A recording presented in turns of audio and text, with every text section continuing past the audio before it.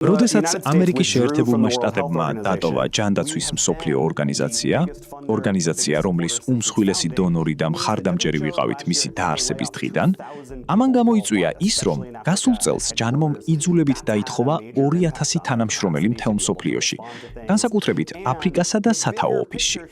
ამან უმძიმესი დარტყმა მიაყენა მათ შესაძლებლობას დროული რეაგირება მოახდინონ კრიზისებზე. თუმცა საერთო სურათი ბევრად უფრო ფართოა და ეს მხოლოდ აშშ-ს ეხება. ჩვენ ვნახეთ, რომ ჯანდაცვის მსოფლიო ორგანიზაციიდან ამერიკის გასვლას, ტრამპის ადმინისტრაციის წაქეზებით, არგენტინის გასვლაც მოჰყვა.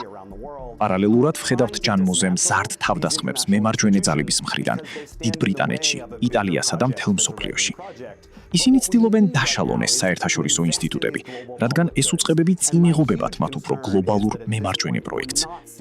რეალურად კი ახლა სწორედ ამ გლობალურ საზოგადოებრივ სიკეთეებში ინვესტირება გვჭირდება. ჩემი უდიდესი შეშფოთება ისაა, რომ ამ მომენტში ვერ ვხედავთ მსოფლიოს ქვეყნების იმგვარ კონსოლიდაციასა და მხარდაჭერას ჯანმოს მიმართ, როგორიც რეალურად საჭიროა. ჟენევაში, ჯანდაცვის მსოფლიო ასამბლეაზე, ახლა ზუსტად ჯანდაცვის მინისტრები იკრიბებიან. წესით ჩვენ უნდა ვხედავდეთ ფინანსების მასშტაბურ მობილიზებას ჯანმოსთვის და მყარ პოლიტიკურ მხარდაჭერას, მაგრამ ეს არ ხდება. ამიტომ ძალიან ვშიშობ, რომ ეს მემარჯვენე პროექტი აღწევს თავის მიზანს, რაც საერთაშორისო ინსტიტუტების დემონტაჟს გულისხმობს.